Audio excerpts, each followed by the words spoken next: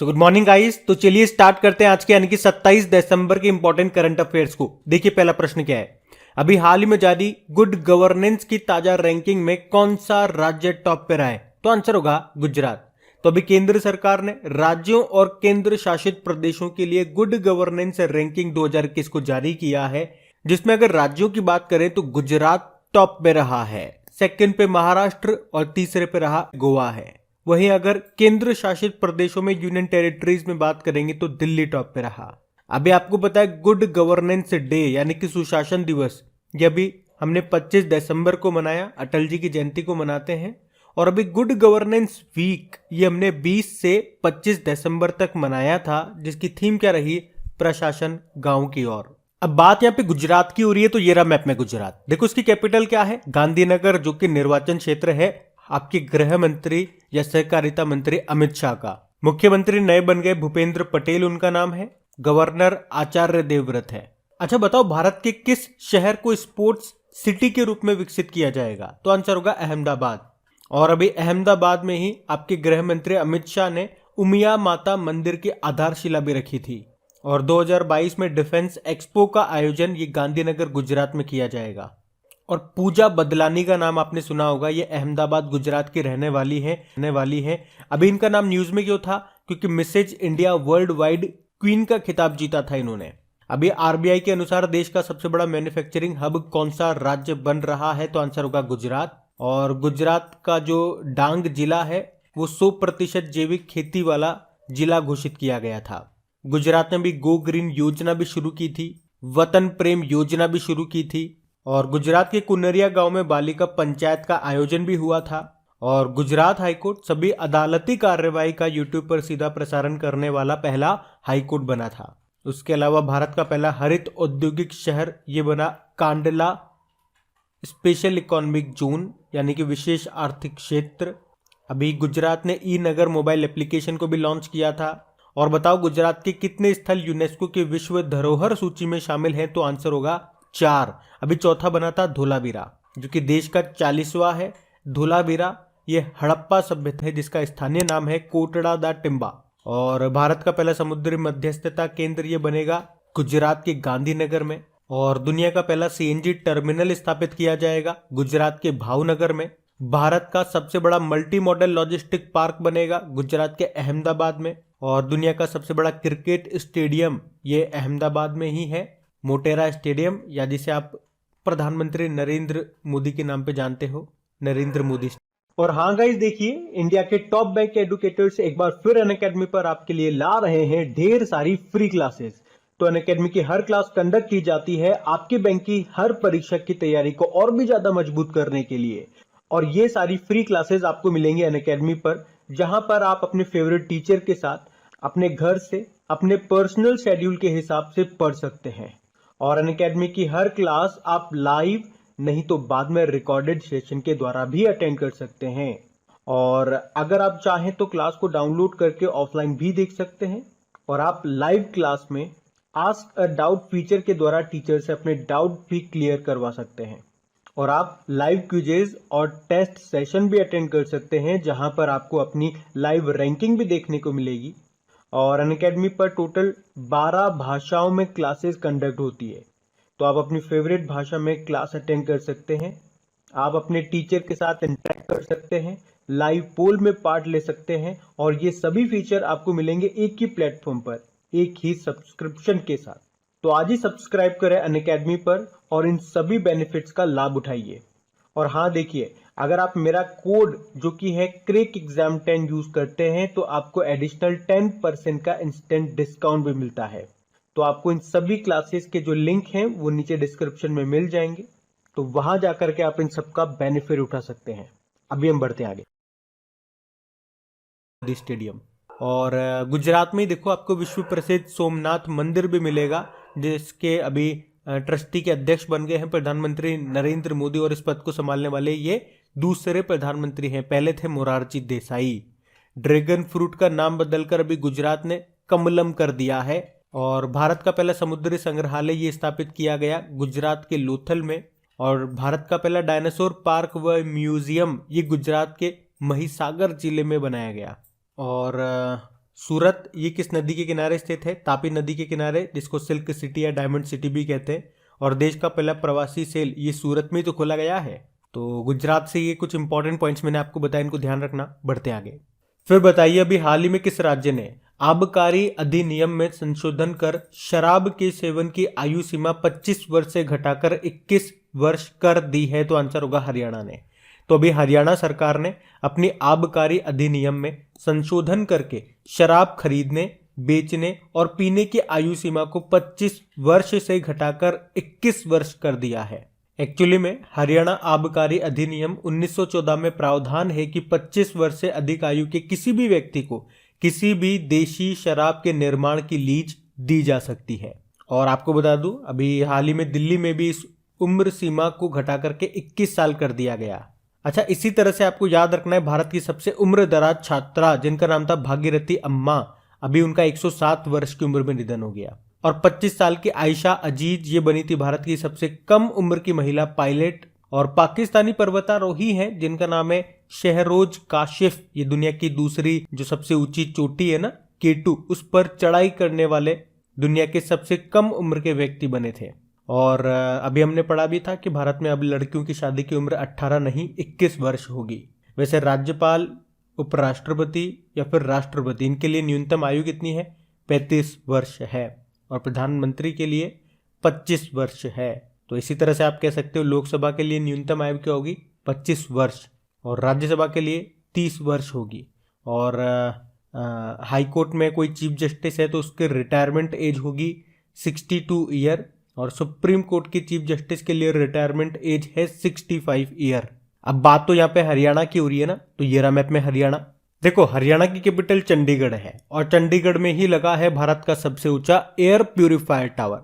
मुख्यमंत्री मनोहर लाल खट्टर है और गवर्नर कौन है? बंडारू दत्तात्रेय। अभी आपको याद होगा, हरियाणा ने खेल को बढ़ावा देने के लिए खेल नर्सरी योजना 2022-23 को शुरू किया है।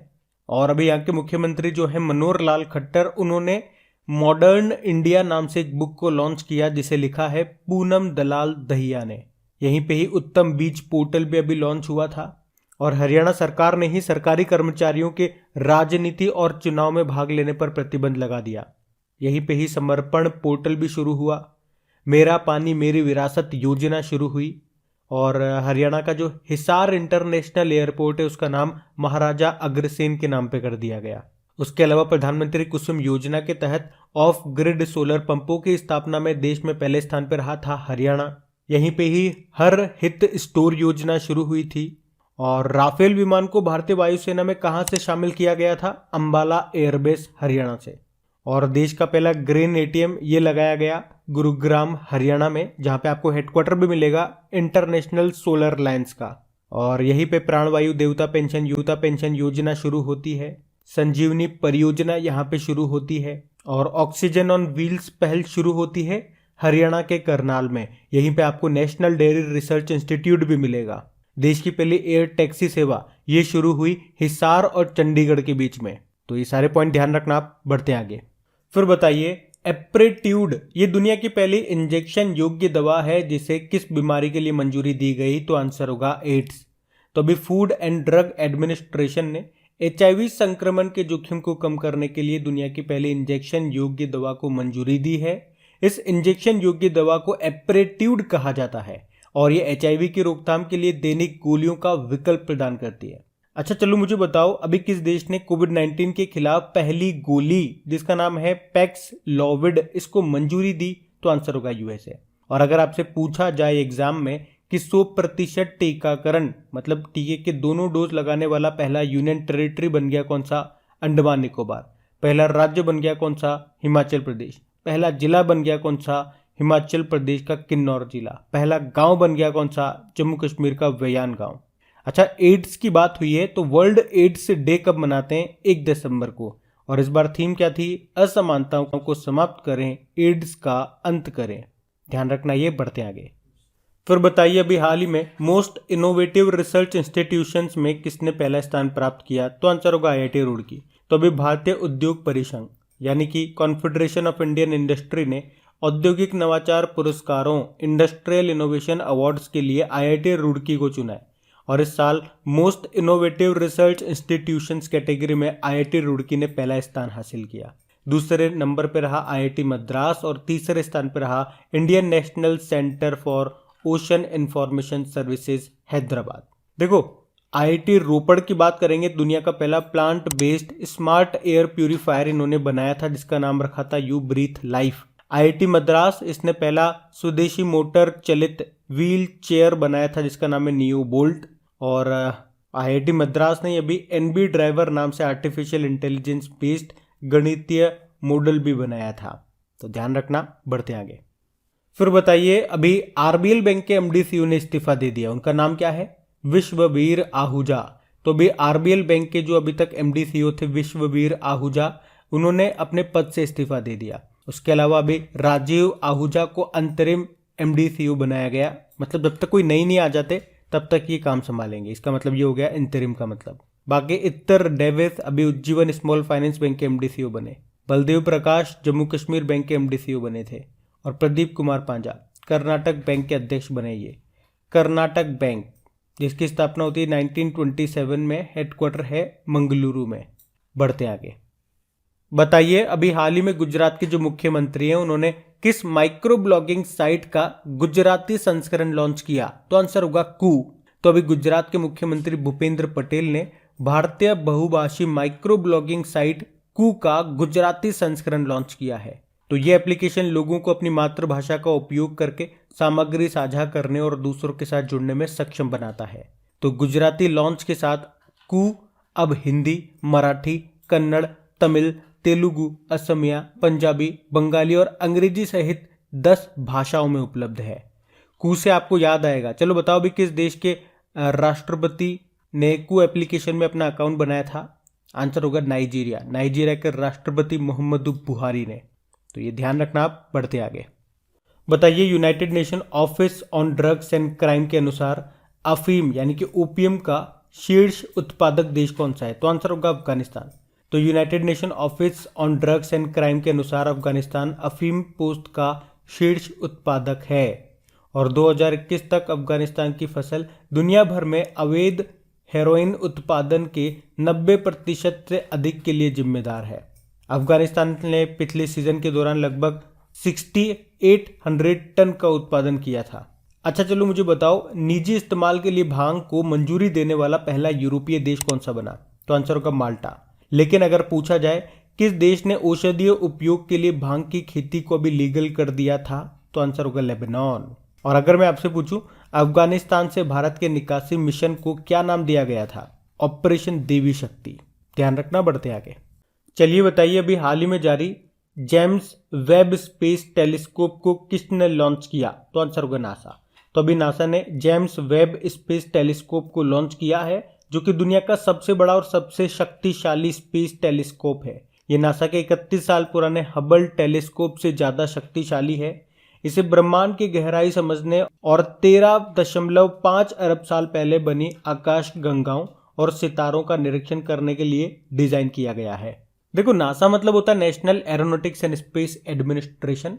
स्थापना होती है 1958 में। हेडक्वार्टर है वॉशिंगटन डीसी में। वर्तमान में एडमिनिस्ट्रेटर प्रशासक हैं बिल नेल्सन 14th नंबर के। और अभी आपको पता होगा, लेटेस्ट हमने पढ़ा था कि नासा का जो पार्कर सोलर प्रोब है, इसने इतिहास में पहली बार सूर्य के कोरोना को छुआ है। कोरोना मतलब सूर्य का जो बाहरी वायुमंडल होता है, बाहरी परत होती है, उसको बोलते हैं कोरोना। उसके अलावा नासा ने दुनिया का पहला भी डार्ट मिशन भी लॉन्च किया था। डार्ट मतलब डबल एस्टेरॉयड रीडायरेक्शन टेस्ट, यानी कि एक अंतरिक्ष यान को क्षुद्र ग्रह से टकरा करके उसका रास्ता बदलना। और इसरो और नासा मिलकर के निसार उपग्रह भी बना रहे हैं, जिसे 2023 में लॉन्च किया जाएगा। तो ये ध्यान रखना आप। बढ़ते आगे। अच्छा बताइए, अभी हाल ही में पंजाब के नए महानिदेशक डीजीपी कौन बन गए? तो आंसर होगा सिद्धार्थ चट्टोपाध्याय। तो अभी पंजाब सरकार ने आईपीएस इकबाल प्रीत सिंह को हटा करके सिद्धार्थ चट्टोपाध्याय को पंजाब का नया डीजीपी बनाया है। बाकी Vivek Johri central bank of indirect taxes and customs के चेयरमैन बनाया गया। Harshwanti Bisht Indian mountaineering foundation की पहली महिला प्रेसिडेंट बनी। और Sahdev Yadav Indian weightlifting federation के नए प्रेसिडेंट बने हैं ये। तो ये ध्यान रखना। बढ़ते आगे।